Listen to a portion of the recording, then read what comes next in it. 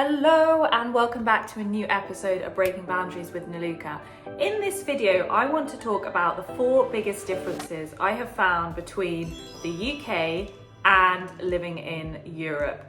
Over the last year, I've lived in Europe for almost 12 months in total, 9 to 12 months, and I have noticed there are a number of differences between the two countries when it comes to how people behave in terms of general cultural observations that I've seen. Now, I want to preface this video by saying that this is a generalization and this is an observation based on my own experience. Of course, there are exceptions to everything that I'm about to cover, and there are those differences there. So I want to make that very clear. But this is my view and what I have seen and experienced and what a lot of my friends have seen and experienced in terms of the biggest differences between the UK and Europe. And I'm going to specifically talk about Spain because I have spent most of my time in Europe in Spain. So that's what I want to cover in this video. So number 1, making plans. Right. So this is very interesting. When I was in London, and I lived in London for about 5 years, and I was making plans with friends or with family, whatever it might be, I would have my calendar open and we would be scheduling in plans weeks, if not months in advance. Okay, 22nd of July, yep, I'm free then. Okay, yep, I'm free then, let's do that. Oh no, I'm not free then, let's do the following month, or can you do 2 weeks later? Fine. So when you made plans in the UK, particularly if you're living in London, you need to A, do your plans very much in advance, and B, you need to lock it in and confirm it with the other person or people that you're aiming to do something with. If you don't do that, you're going to end up not having plans. So for example, in London, I would never dream of, on a Saturday night, just messaging my friends being like, hey, you're around, because everyone would have made plans already. So you had to make plans in advance, otherwise you'd probably not be doing anything and you'd be alone. Now, in Europe and in Spain, this is so different. It is much more spontaneous and much more informal. I remember a few weeks ago, there was talk about doing something on a Friday after the co-working group, we all hang out, right? So there was talk about doing something. It then gets to about 5 p.m. and there's still no formal plan, not really a view as to who's free, where we're gonna go. It took until 8 p.m. that night to realize what was happening, where we were meeting and what we were going to do. And I was like, wow, this is so different to what I'm used to. And also here, if you want to do something, there's always going to be someone around, because there isn't this culture of you need to lock people in advance, you need to like fill up the diary in advance. People are much more spontaneous, informal and flexible with their plans, so that if you do want to message some people on a Saturday night and say, hey, you're around, or what are you up to, chances are you will have something to do. And that is very, very different. That is very different for me. I'm very used to organizing things in advance, having a set time, a set day, a set schedule, a set plan. Here, it's much more fluid, it's much more flexible. It's very, very different in that way. Plans are made much more nearer the day or even on the day itself.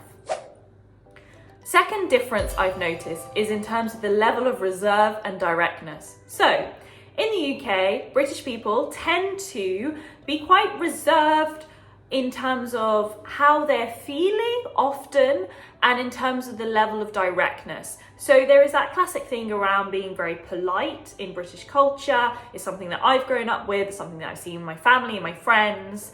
You tend to be extremely diplomatic, and even if you think something, your way of saying it may not be super direct. You may be a little bit more reserved in how you say it. You may hope that the person gets a hint, that classic British politeness.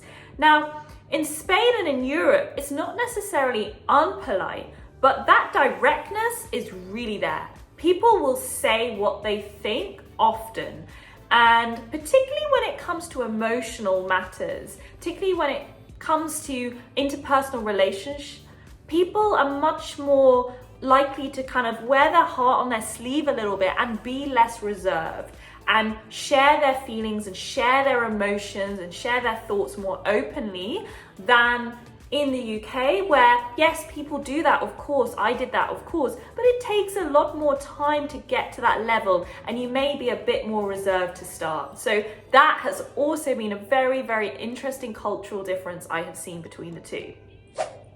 Third difference I have noticed is in terms of timings and punctuality. Whew, this one, don't get me started. So if you were like me and you grew up in a household and in a culture where timing and punctuality is very, very important, then you will always try your best to meet someone at the time you said. If you're meeting at 8 p.m, you will be there at 8 p.m, if not slightly before. And I always feel super guilty, even if I'm 5 to 10 minutes late. I feel really bad on the other person because I've grown up with the view that if you are super late or if you're late, it's rude and it's not nice on the other person, right? In Europe and in Spain, it's a very different view in terms of being late. Being late, and of course it's a scale here, so I'm not talking about like 2 hours late, but being a little bit late is very common and it's very, very natural. I remember in my first week when I was in Spain, I was meeting a friend at 7:30 and she arrived at about 7:50.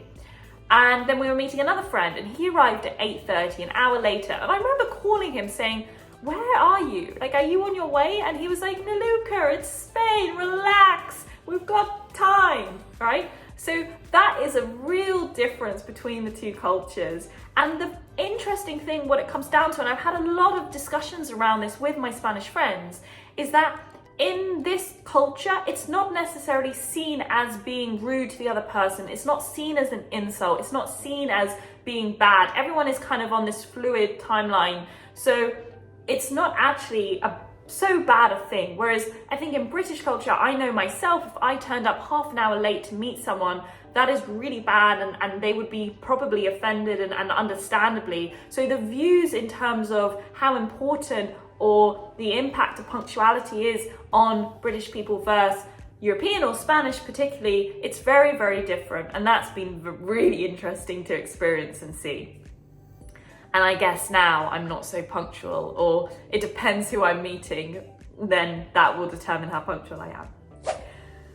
The fourth difference I've noticed is a more holistic view of life in Europe and Spain than in the UK. And let me elaborate a little bit on that. And maybe I'm referring more to London. So when I was in London and whenever I went to networking events and met people, or even if I met people not in a networking work context, just in a party or anything like that, the first thing that people will ask is, "What is your name?" followed by, "What do you do?" So there is a massive focus on your job and your career and what you do as a big, big part of your identity. I notice here in Europe, people, of course, they still ask you that question, but it doesn't come so early on in the conversation. It's more, "What's your name? Where are you from?" Or, "Where do you live in the city?" Or, "What brings you here tonight?" And then maybe you come on to that a little bit later.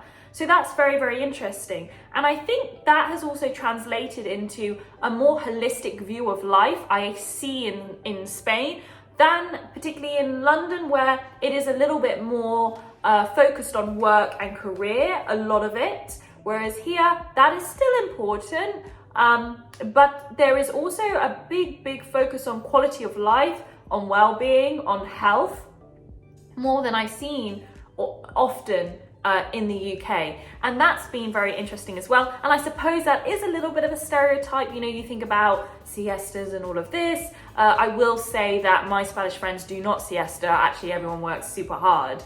But although the level of working hard is still pretty similar, what I notice is that the focus on work and work being your life is less present here than I think it was in London, where a lot of your identity is based on that. So those are the four biggest cultural differences that I have noticed. And I really want to stress that these are generalizations. These are things that I've experienced firsthand. Of course, other people may experience different. Of course, there are exceptions to this rule as well. And I also want to say that I don't think one is better than the other.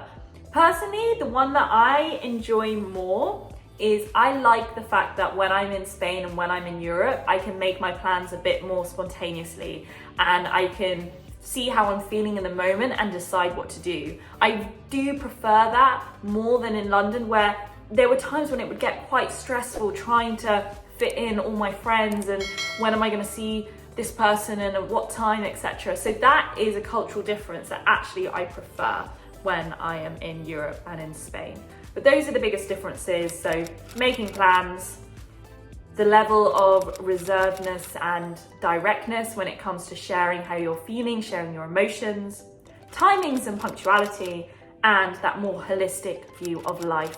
That is what my experience has been. I'd love to know if anyone watching this has also lived in Europe and lived in the UK. What have you found to be the biggest differences? Let me know.